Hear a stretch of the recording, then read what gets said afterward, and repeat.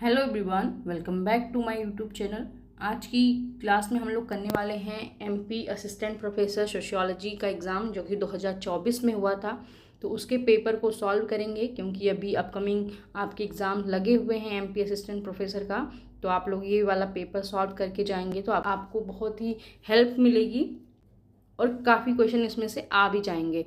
तो चलिए स्टार्ट करते हैं हम क्वेश्चंस। क्वेश्चन दिया गया है, जिस संस्कार में बच्चे के बाल पहली बार काटे जाते हैं उसे क्या कहा जाता है? सीमांतोन्नयन, पुंसवन, जातकर्म या फिर चूड़ाकरण। तो पहली बार बच्चे के जब बाल काटे जाते हैं तो उसे क्या कहा जाता है? उसे चूड़ाकरण कहा जाता है। ऑप्शन डी इसका राइट आंसर हो जाएगा, चूड़ाकरण। नेक्स्ट है, निम्नलिखित में से कौन सी प्राथमिक समूहों की भौतिक विशेषता नहीं है? ऑप्शन ए है शारीरिक समीपता, ऑप्शन बी है समूह की लघुता, ऑप्शन सी संबंधों की अवधि और ऑप्शन डी है प्रोफेशन। आप लोग इंग्लिश वाला क्वेश्चन देख लेना, कभी कभी हिंदी में वर्ड्स जो होते हैं ना इधर उधर घुमा के दे देते हैं। तो प्राथमिक समूहों की भौतिक विशेषता क्या नहीं है इसमें से? तो संबंध की अवधि नहीं होती है। ऑप्शन सी इसका राइट आंसर हो जाएगा। नेक्स्ट है, दुर्खिम के अनुसार निम्नलिखित में से कौन सा धर्म का मुख्य कार्य नहीं है? ऑप्शन ए है सामाजिक एकजुटता, ऑप्शन बी है सामाजिक नियंत्रण, ऑप्शन सी है अर्थ एवं उद्देश्य प्रदान करना और ऑप्शन डी दिया गया है आध्यात्मिक मुक्ति। तो कौन सा धर्म का मुख्य कार्य नहीं है अकॉर्डिंग टू इमाइल दुर्खिम? तो आध्यात्मिक मुक्ति, स्पिरिचुअल लिबरेशन नहीं है, डी इसका राइट आंसर हो जाएगा। नेक्स्ट है, निम्नलिखित में से कौन सी आर्थिक व्यवस्था में प्राकृतिक संसाधन एवं वस्तुओं और सेवाओं के उत्पादन निजी स्वामित्व में होते हैं? ऑप्शन ए है पूंजीवादी, ऑप्शन बी है समाजवादी, ऑप्शन सी है वैश्विक अर्थव्यवस्था या फिर ऑप्शन डी दिया गया है कल्याणकारी पूंजीवादी। तो क्या राइट आंसर हो जाएगा बताइए आप लोग? इसका राइट आंसर हो जाएगा ऑप्शन ए पूंजीवादी।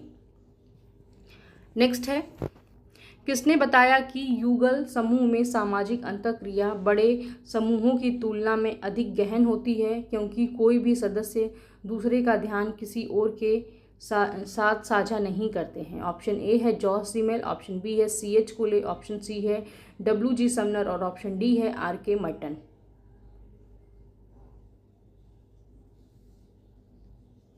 तो क्या राइट आंसर हो जाएगा इसका? Option A George सीमेल।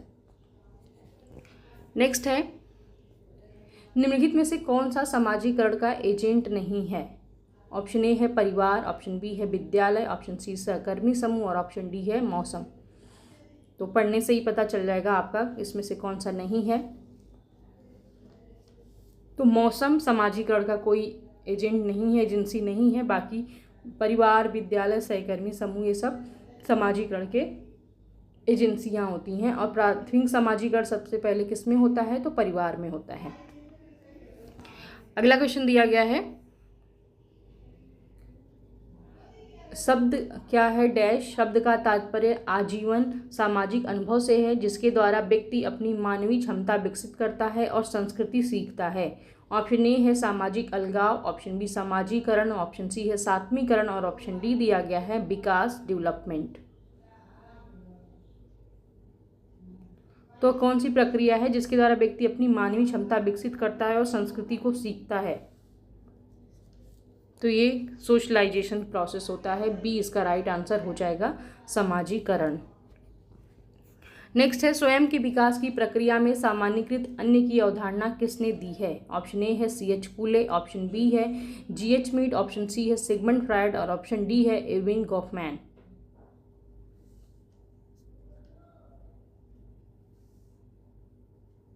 तो जनरलाइज अदर की बात कौन करता है? G.H. मीड करते हैं, बी इसका राइट आंसर हो जाएगा। इनकी बुक का नाम क्या है? Mind, self and society.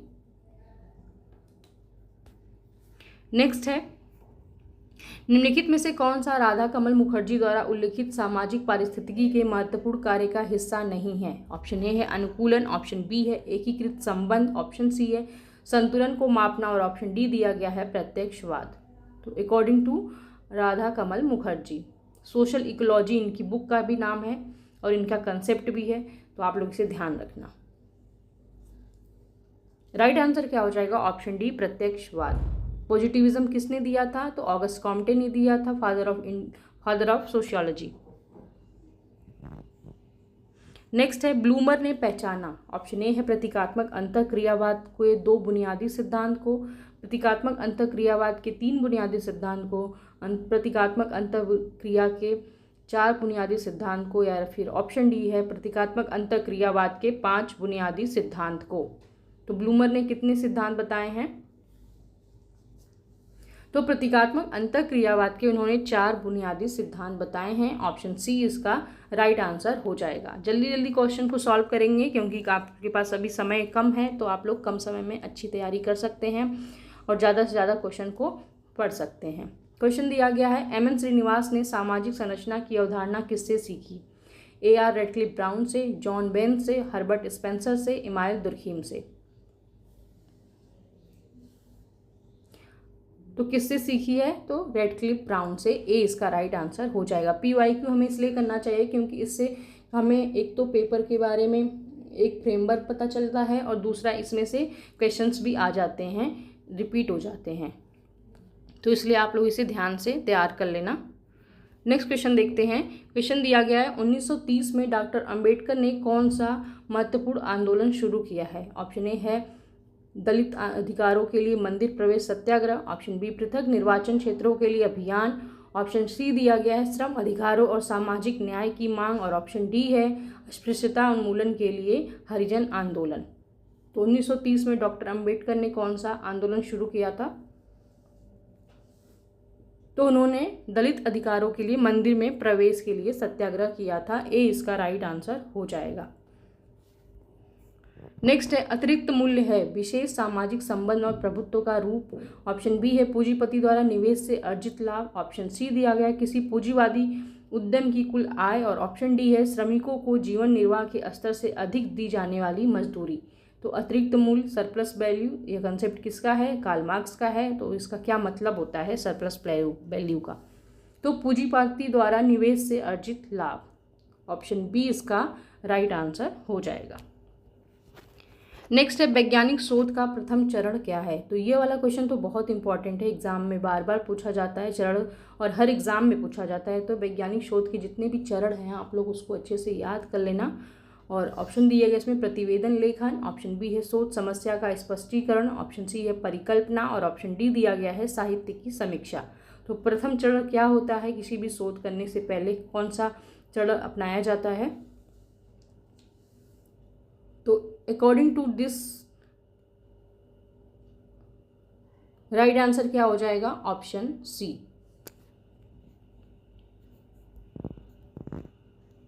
Next है, मानव चेतना, स्वायत्त और क्रिया का विशिष्ट समाजशास्त्रीय विवरण किसने विकसित किया है? Option A Herbert Blumer, option B है George Herbert Mead, option C है रॉबर्ट ई पार्क, और ऑप्शन डी दिया गया है मैक्स वेबर।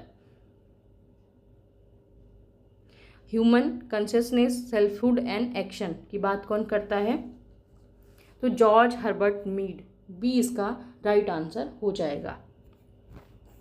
नेक्स्ट है, वेबर ने कितने प्रकार की सामाजिक क्रियाओं की पहचान की है? ऑप्शन ए 2, 3, 4 या फिर 5। तो कितने प्रकार की सामाजिक क्रिया बताई है वेबर ने? Protestant ethic and spirit of capitalism बहुत ही फेमस बुक है मैक्स वेबर की, एग्जाम में बार बार पूछी जाती है, तो आप लोग इसे याद रखना। और राइट आंसर है इसका ऑप्शन सी, 4 प्रकार की सामाजिक क्रियाएं बताई हैं। नेक्स्ट है, the theory of social structure पुस्तक के लेखक कौन है? रेडक्लिफ ब्राउन है, हर्बर्ट स्पेंसर, SF नाडल, या फिर रॉबर्ट के मर्टन। तो the theory of social structure important book है और ये बुक है SF नाडल की। सी इसका राइट आंसर हो जाएगा। नेक्स्ट है, साक्षात्कार पारस्परिक विचार विमर्श की एक प्रक्रिया है, यह किसने कहा है? M.N. बसु, C.M. मोजर, हिसन पाओ यंग, या फिर ऑप्शन डी दिया गया है गुडे एवं हार्ट। तो interview is a process of interaction, तो ये बहुत इंपॉर्टेंट डेफिनेशन है और ये किसने दी है? तो हिसन पाओ यंग ने दिया है।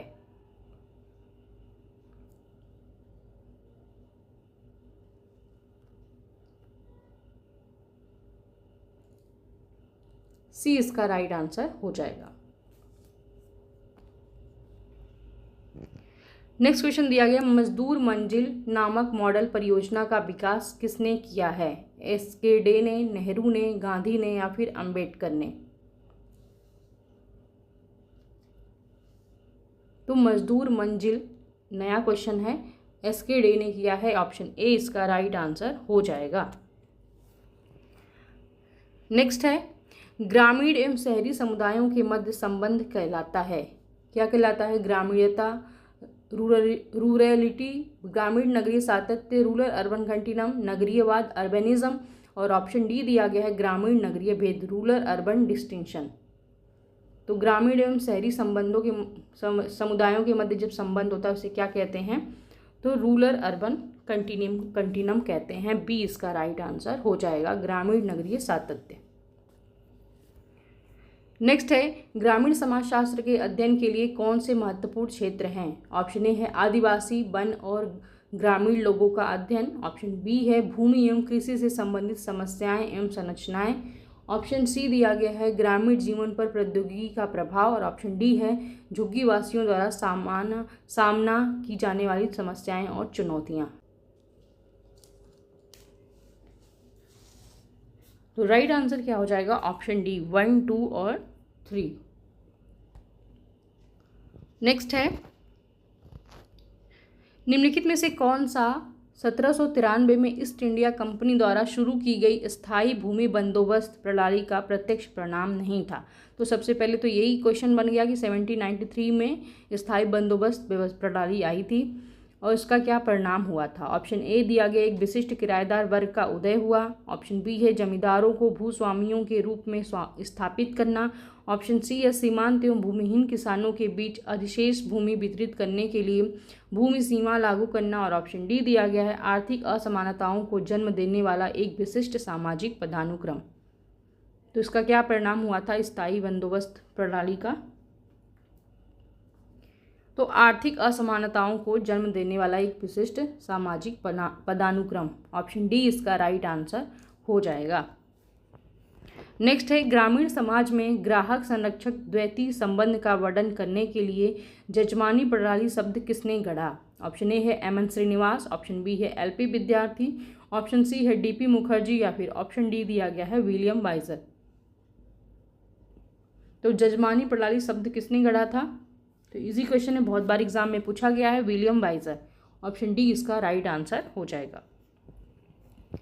नेक्स्ट है, कृषि आधारित सामाजिक संरचना की मुख्य विशेषता क्या है? ऑप्शन ए दिया गया है भूमि स्वामित्व एवं कृषि पर आधारित एक पदानुक्रम, ऑप्शन बी है औद्योगिक श्रम का शहरीकरण पर जोर, ऑप्शन सी विदेशी व्यापार पर पूर्ण निर्भरता, और ऑप्शन डी दिया गया है लोकतांत्रिक वर्ग संरचना। तो क्या विशेषताएं होती हैं कृषि आधारित सामाजिक संरचना की?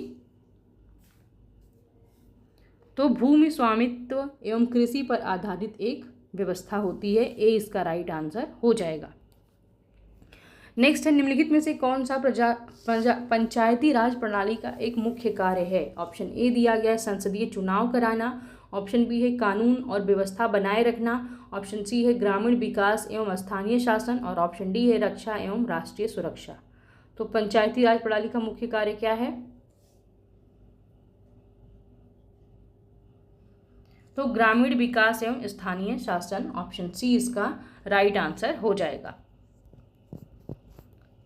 नेक्स्ट क्वेश्चन दिया गया, कौन सा संवैधानिक संशोधन अधिनियम ग्राम सभा को पंचायती राज प्रणाली की आधारशिला बनाता है? ऑप्शन ए है 1970 का 24वां संशोधन, 1977 का 43वां संशोधन, 1992 का 73वां संशोधन, या फिर 1986 का 54वां संविधान संशोधन। तो किस संशोधन के बाद ग्राम सभा को पंचायती राज प्रणाली की आधारशिला बनाया गया? तो 1992 में 73वां संविधान संशोधन हुआ था, तो सी इसका राइट आंसर हो जाएगा। नेक्स्ट है, 1917 में चंपारण आंदोलन का मुख्य कारण क्या था? ऑप्शन ए है नील की जबरन खेती, ऑप्शन बी है अकाल के कारण बड़े पैमाने पर फसल खराब होने के बावजूद सरकार की उदासीनता, ऑप्शन सी है मध्यकालीन दासत्व पर आधारित हाली प्रणाली, और ऑप्शन डी दिया गया है नमक कानून का अधिरोपण।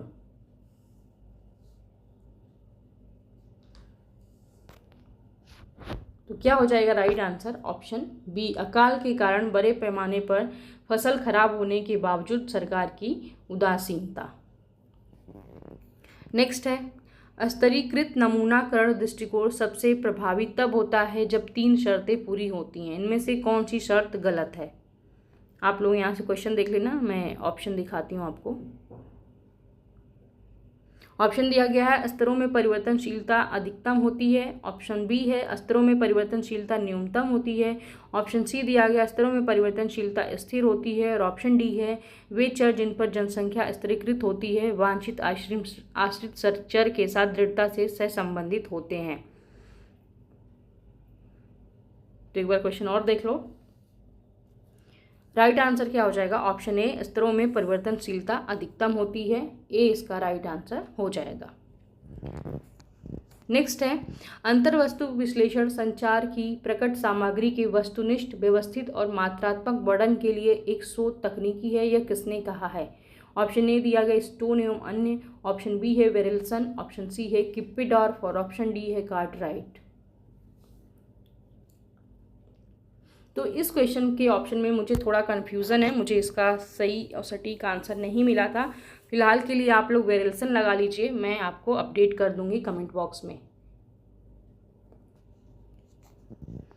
नेक्स्ट है, बड़े डेटा सेट को संभालने के लिए मीट्रिक बहुआयामी स्केलिंग में आमतौर पर किस तकनीक का उपयोग किया जाता है? ऑप्शन ए दिया गया साइज फिल्टरिंग। ऑप्शन बी है goodness of fit filtering. Option C है स्केल फिल्टरिंग और ऑप्शन डी है फ्रीक्वेंसी फिल्टरिंग।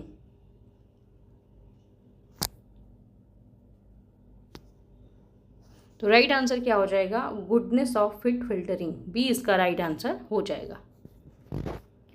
नेक्स्ट है, गुच्छन या फिर क्लस्टरिंग की उत्पत्ति किस विषय में जूबिन और ट्रेयोन के द्वारा की गई? ऑप्शन ए है मनोविज्ञान। ऑप्शन बी है लेखाशास्त्र या फिर अकाउंट्स। ऑप्शन सी है समाजशास्त्र या फिर ऑप्शन डी दिया गया है इतिहास। तो क्लस्टरिंग की उत्पत्ति जूबिन और ट्रेयोन के द्वारा कब की, किस सब्जेक्ट में की गई?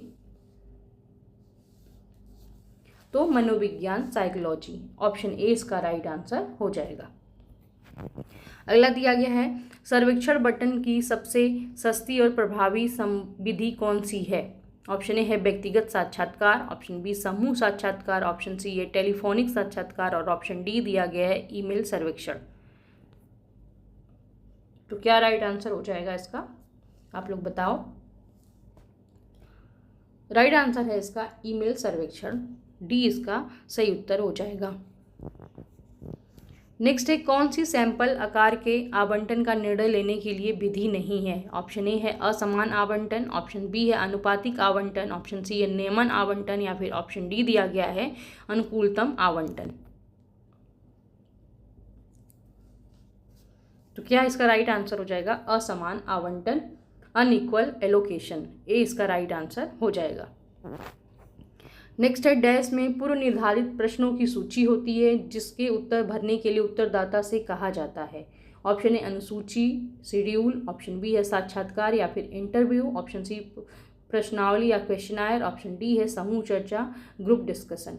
तो क्या होता है जिसमें उत्तरदाता से स्वयं उसको आंसर भरने के लिए बोला जाता है?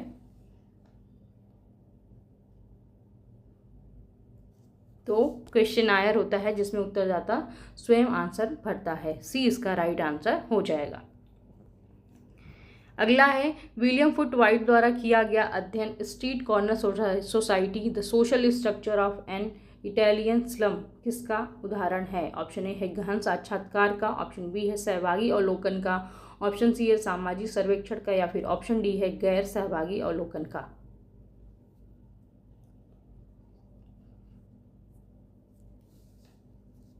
तो राइट आंसर इसका क्या हो जाएगा? सहभागी अवलोकन, पार्टिसिपेंट ऑब्जर्वेशन का। नेक्स्ट है, घटनोत्तर मूल्यांकन अध्ययन में कितने चरण होते हैं इवेल्युएशन स्टडी में? 6, 9, 7 या फिर 8?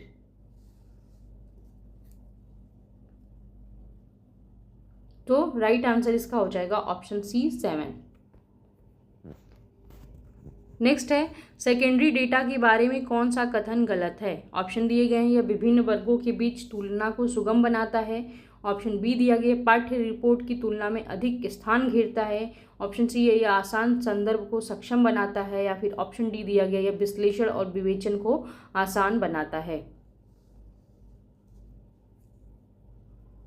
तो क्या इसका राइट आंसर हो जाएगा? ऑप्शन बी, यह पाठ्य रिपोर्ट की तुलना में अधिक स्थान घेरता है। बी इसका राइट आंसर हो जाएगा।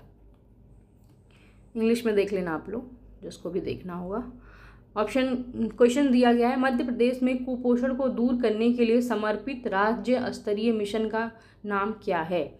ऑप्शन ए है राजमाता जिताऊ मातृ शिशु स्वास्थ्य और पोषण मिशन, ऑप्शन बी दिया गया मुख्यमंत्री सुपोषण अभियान, ऑप्शन सी है अटल बाल आरोग्य एवं पोषण मिशन MBM, या फिर ऑप्शन डी दिया गया राष्ट्रीय पोषण मिशन। तो आप लोग मध्य प्रदेश में की जाने वाली योजनाओं को भी पढ़ लेना अच्छे से, क्योंकि मध्य प्रदेश का पेपर है तो उससे रिलेटेड क्वेश्चन पूछा जाएगा। और इसका राइट आंसर क्या है? ऑप्शन सी, अटल बाल आरोग्य एवं पोषण मिशन ABM।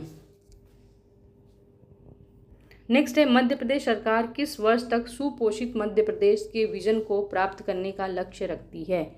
ऑप्शन ए है 2025 तक, ऑप्शन बी 2027 तक, ऑप्शन सी है 2030 तक, या फिर ऑप्शन डी है 2035 तक। सुपोषित मध्य प्रदेश विजन तो 2030 तक, ऑप्शन सी इसका राइट आंसर हो जाएगा।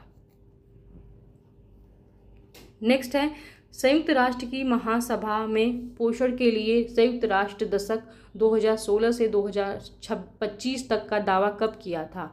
ऑप्शन ए है 1 अप्रैल 2015 को, 1 अप्रैल 2016 को, 1 अप्रैल 2017 को, या फिर 1 अप्रैल 2014 को।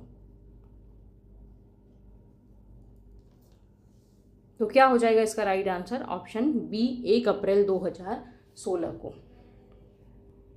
नेक्स्ट है, स्वामित्व योजना के क्रियान्वयन की जिम्मेदारी किस मंत्रालय की होती है? ऑप्शन ए है ग्रामीण विकास मंत्रालय, ऑप्शन बी है पंचायती राज मंत्रालय, ऑप्शन सी है गृह मंत्रालय, या फिर ऑप्शन डी दिया गया है कृषि एवं किसान कल्याण मंत्रालय। तो क्या हो जाएगा राइट आंसर? ऑप्शन डी कृषि एवं किसान कल्याण मंत्रालय। नेक्स्ट है, मुख्यमंत्री लाडली बहन योजना आधिकारिक रूप से कब घोषित की गई थी? ऑप्शन ए है 28 जनवरी 2022 को, ऑप्शन बी है 28 जनवरी 2023 को, ऑप्शन सी है 15 फरवरी 2023 को, या फिर ऑप्शन डी दिया गया है 8 मार्च 2023 को। तो क्या हो जाएगा इसका राइट आंसर? 8 मार्च 2023 को, डी इसका राइट आंसर हो जाएगा। नेक्स्ट है, मध्य प्रदेश के लोक सेवा गारंटी अधिनियम को संयुक्त राष्ट्र के कौन सा प्रतिष्ठित पुरस्कार मिला था? ऑप्शन ए है UN global development award, option B है UNPSA अवार्ड 2012, ऑप्शन सी है public service innovation excellence award, और ऑप्शन डी है digital governance leadership award.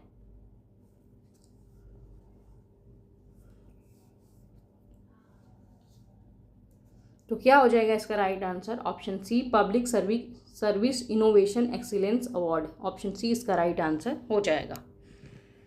Next है, पद्मश्री से सम्मानित सैली होलकर ने किस क्षेत्र में उल्लेखनीय योगदान दिया है? तो आप लोग देख रहे हैं कि पेपर में GS और GK से भी क्वेश्चंस पूछे गए हैं, स्पेशली मध्य प्रदेश के, तो आप लोग उसी के हिसाब से तैयारी करना, आप लोग अच्छे से पेपर कर लेना। ऑप्शन दिया गया ग्रामीण स्वास्थ्य, ऑप्शन बी है महिला सशक्तिकरण गरीबी उन्मूलन और सामाजिक उद्यमिता, ऑप्शन सी है पर्यावरण संरक्षण, और ऑप्शन डी दिया गया है डिजिटल शिक्षा। सैली होलकर किससे रिलेटेड है, किससे संबंधित है? तो महिला सशक्तिकरण गरीबी उन्मूलन और सामाजिक उद्यमिता, ऑप्शन बी इसका राइट आंसर हो जाएगा। नेक्स्ट है, गोंड जनजाति के 7 देवताओं के गोत्र को किस नाम से जाना जाता है? ऑप्शन ए है वीका, ऑप्शन बी है धुरवा, ऑप्शन सी राजगोंड, या फिर ऑप्शन डी दिया गया है प्रधान।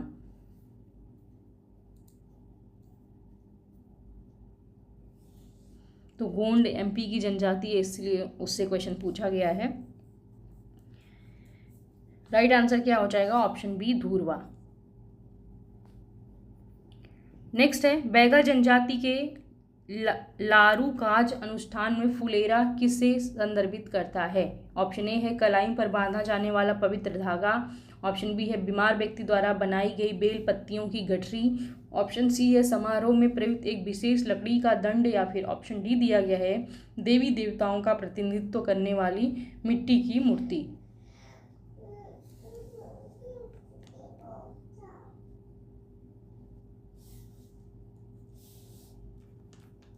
तो राइट आंसर क्या हो जाएगा? ऑप्शन डी, देवी देवताओं का प्रतिनिधित्व करने वाली मिट्टी की मूर्ति होती है जिसे लारूकाज में अनुष्ठान में फुलेरा कहते हैं।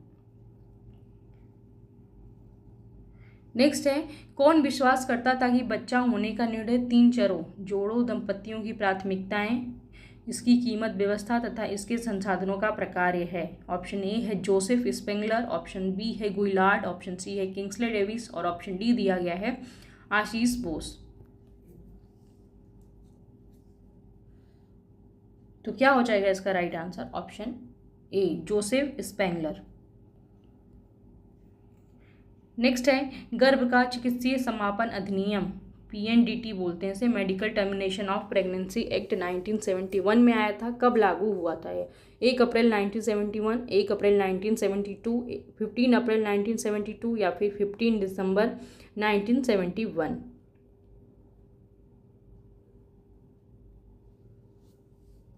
तो क्या हो जाएगा इसका राइट आंसर? 1 अप्रैल 1972 को।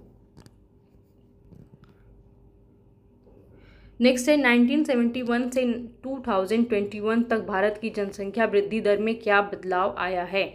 ऑप्शन ए दिया गया, यह 1.1% से बढ़कर 2.2% हो गई है, यह स्थिर रही है, यह 2.2 से घटकर 1.1% हो गई है, यह 0.58% से बढ़कर 1.1% हो गई है। तो ये काफ़ी डीप क्वेश्चन पूछा गया है। इस बार तो माइनस मार्किंग भी है एग्जाम में, तो आप लोग उसी हिसाब से अपने क्वेश्चंस अटेम्प्ट करना।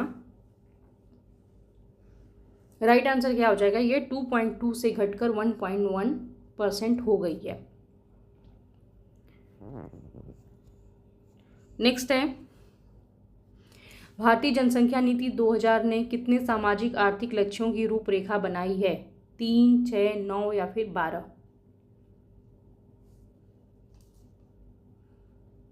तो कितनी बनाई थी? 9। ऑप्शन सी इसका राइट आंसर हो जाएगा। नेक्स्ट क्वेश्चन दिया गया, किस कमेटी ने स्वनियंत्रण उपागम की आलोचना की और जानबूझकर परिवार को सीमित करने की वकालत की है? ऑप्शन ए है भोरे कमेटी, ऑप्शन बी है Radha Kamal Mukherjee committee, option C है MS स्वामीनाथन कमेटी या फिर ऑप्शन डी दिया गया करुणाकरण कमेटी।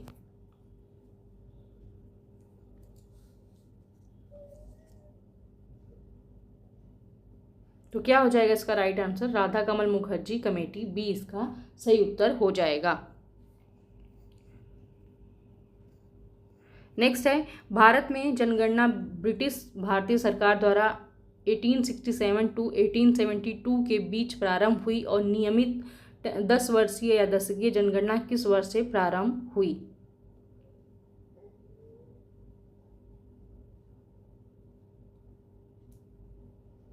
1881 में, 1941 में, 1951 में या फिर 1931 में?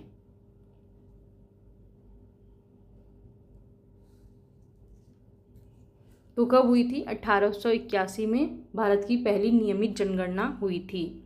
ए इसका राइट आंसर हो जाएगा। नेक्स्ट है, किसी जनसंख्या में प्रजननशीलता मापने का सरलतम तरीका क्या है? ऑप्शन ए है अशोधित मृत्यु दर, ऑप्शन बी अशोधित जन्म दर, ऑप्शन सी है जनन शक्ति या फिर ऑप्शन डी है लिंग अनुपात। तो प्रजननशीलता मापने का तरीका क्या होता है?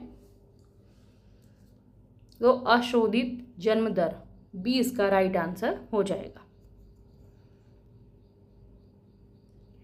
नेक्स्ट है, 2011 की जनगणना के अकॉर्डिंग भारत की कितनी प्रतिशत जनसंख्या ग्रामीण क्षेत्रों में रहती थी? ऑप्शन ए है 62.84%, ऑप्शन बी है 64.84%, ऑप्शन सी है 66.84% या फिर ऑप्शन डी दिया गया है 68.84%।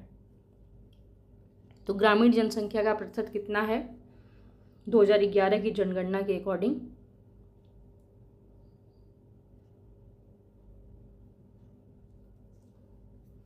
तो 68.84%, डी इसका राइट आंसर हो जाएगा।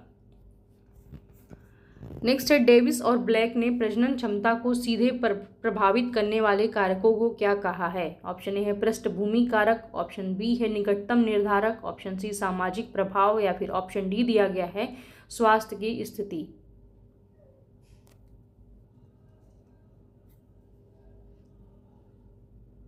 तो क्या हो जाएगा इसका राइट आंसर? ऑप्शन बी निकटतम निर्धारक। अगला है, राष्ट्रीय जनसंख्या नीति 2000 का दीर्घकालीन लक्ष्य किस वर्ष तक स्थिर जनसंख्या को प्राप्त करने का है? 2030 तक, 2045 तक, 2047 तक, या फिर 2050 तक?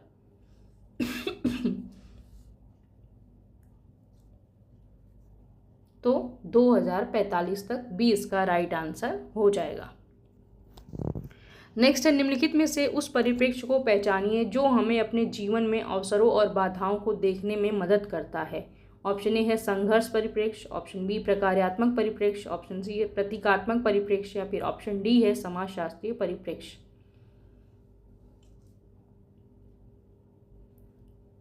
तो क्या हो जाएगा? समाजशास्त्रीय परिप्रेक्ष्य, जिसके द्वारा हम अपने जीवन के अवसरों और बाधाओं को देखने में मदद करता है।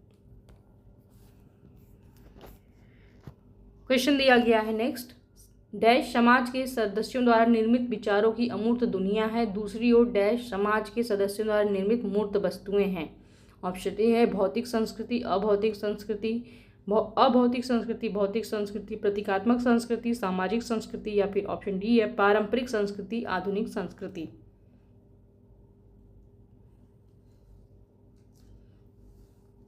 तो लोगों की विचारों की दुनिया जब होती है तो उसे अभौतिक संस्कृति करते हैं, और जो समाज के सदस्यों द्वारा निर्मित वस्तुएं होती हैं उसे भौतिक संस्कृति कहते हैं। तो इस तरह से बी इसका राइट आंसर हो जाएगा।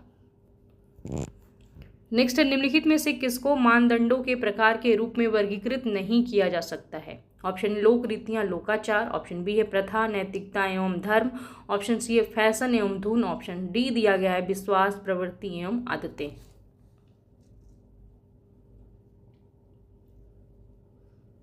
तो क्या इसका राइट आंसर हो जाएगा? ऑप्शन डी हो जाएगा विश्वास प्रवृत्ति एवं आदतें।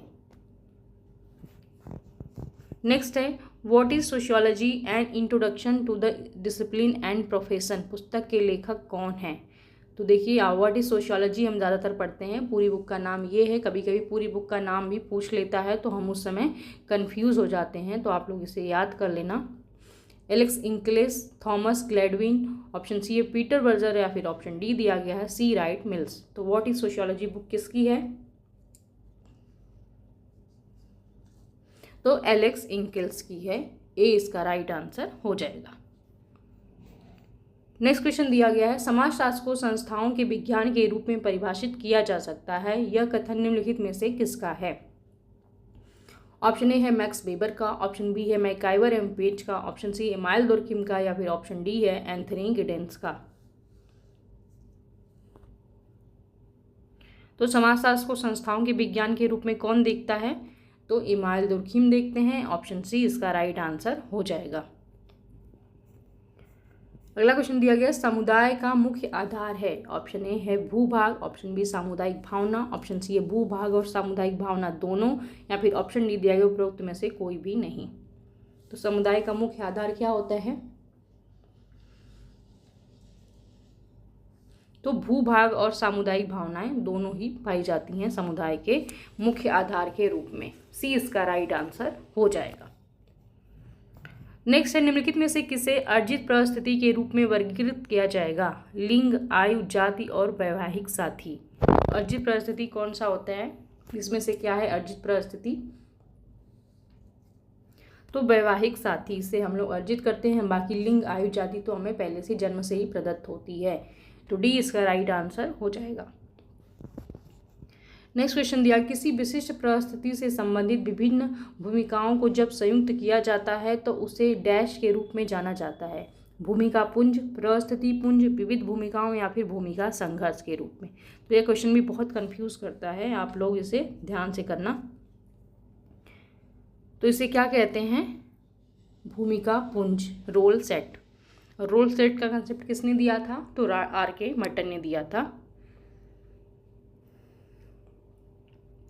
नेक्स्ट है डैश में प्रस्थिति का तात्पर्य व्यक्तियों या समूहों को दिए जाने वाले सम्मान से है। ऑप्शन मर्टन के सिद्धांत, ऑप्शन बी है वेबर के सिद्धांत, ऑप्शन सी है मार्क्स के सिद्धांत, या फिर ऑप्शन डी दिया गया है मीड के सिद्धांत। प्रस्थिति का तात्पर्य क्या होता है? व्यक्ति या समूहों को दिया जाने वाला जो समाज में उनको सम्मान दिया जाता है या उनकी जो स्थिति होती है, पद होता है, उसे प्रस्थिति कहते हैं। तो यह वेबर के सिद्धांत कहलाता है। ऑप्शन बी इसका राइट आंसर हो जाएगा। नेक्स्ट है जब एक प्राथमिक समूह एक लघुतम सामाजिक समूह है जिसके सदस्य व्यक्तिक और अस्थायी सदस्य संबंध साझा करते हैं, प्राथमिक समूह की यह परिभाषा किसने दी है? ऑप्शन ए है E.S. बोगार्डस ने, ऑप्शन बी है H.M. जॉनसन ने, ऑप्शन सी है C.H. कूले और ऑप्शन डी है मैक्स वेबर। तो ये डेफिनेशन किसने दी है प्राथमिक समूह की? तो C.H. कूले द्वारा। ऑप्शन सी इसका राइट आंसर हो जाएगा। नेक्स्ट क्वेश्चन दिया गया, यह तर्क किसने दिया है कि नौ प्रकारवाद एक विकसित सिद्धांत की बजाय एक प्रवृत्ति है? ऑप्शन ए है रॉबर्ट के मर्टन, ऑप्शन सी है जेफरी सी अलेक्जेंडर, ऑप्शन सी दिया गया टॉलकट पार्सन्स और ऑप्शन डी है एमाइल दुर्खेम। तो उसका सही उत्तर क्या हो जाएगा? जेफरी सी अलेक्जेंडर, क्योंकि इन्हें नौ प्रकारवादी थिंकर माना जाता है जेफरी सी अलेक्जेंडर को। नेक्स्ट है निम्नलिखित में से कौन सा शोध प्रारूप में समाविष्ट नहीं है? ऑप्शन दिया गया सूचना प्राप्त करने के साधन, ऑप्शन बी है अध्ययन की जाने वाली समस्या का उद्देश्य, ऑप्शन सी दिया गया अध्ययन की जाने वाली समस्या का स्वरूप, या फिर ऑप्शन डी दिया गया विस्तृत प्रशासनिक प्रक्रियाएं।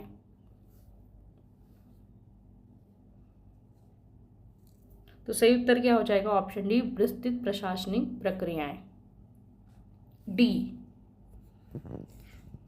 नेक्स्ट है निम्नलिखित में से कौन सी क्षेत्र अवलोकन की अवस्था नहीं है? ऑप्शन ए है साहित्य की समीक्षा, ऑप्शन बी है विषय चयन, ऑप्शन सी है अनुसंधान स्थल का चयन, या फिर ऑप्शन डी है भूमिका निर्धारण।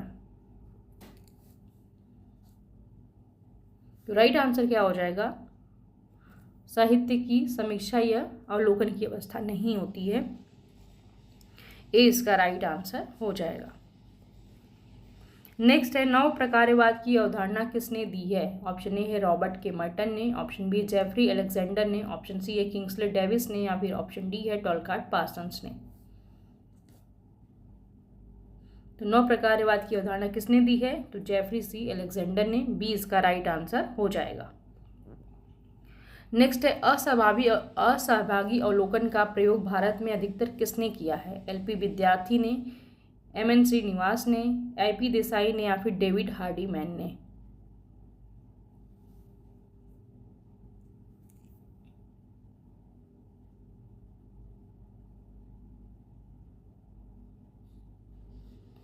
तो क्या हो जाएगा right answer? Option B MN Srinivas ने।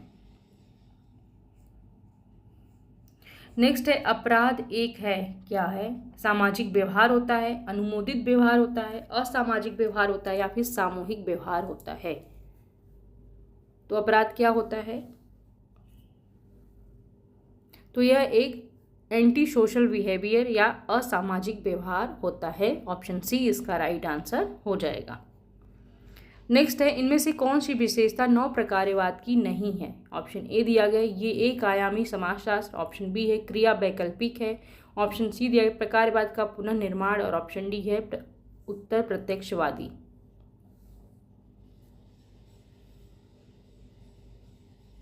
तो इसमें से कौन सी विशेषता नौ प्रकारवाद की नहीं है?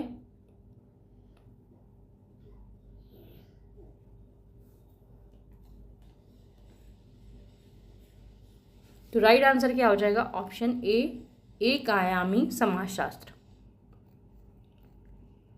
अगला है किसने आधुनिकता को एक अधूरी या अपूर्ण परियोजना समझा है? तो ये क्वेश्चन भी बहुत बार एग्जाम में पूछा गया है, अलग अलग एग्जाम्स में।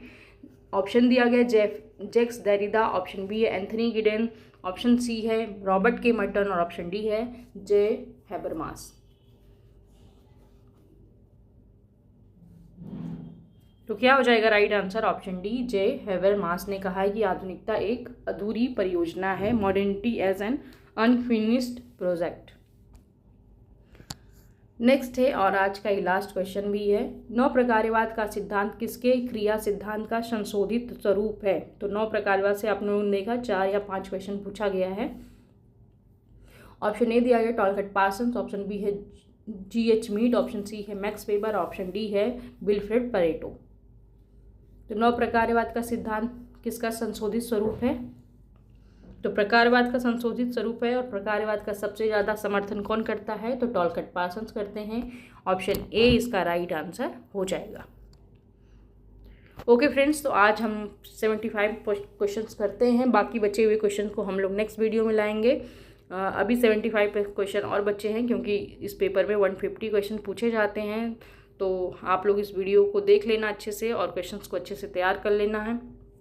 मिलते हैं नेक्स्ट क्लास में नए टॉपिक के साथ, तब तक के लिए बाय बाय, टेक केयर। अगर आपको वीडियो अच्छी लगती हो तो वीडियो को लाइक कर लेना, अगर चैनल पर नए हैं तो चैनल को सब्सक्राइब कर लेना, जिससे आगे आने वाली वीडियो का नोटिफिकेशन आपको मिलता रहे।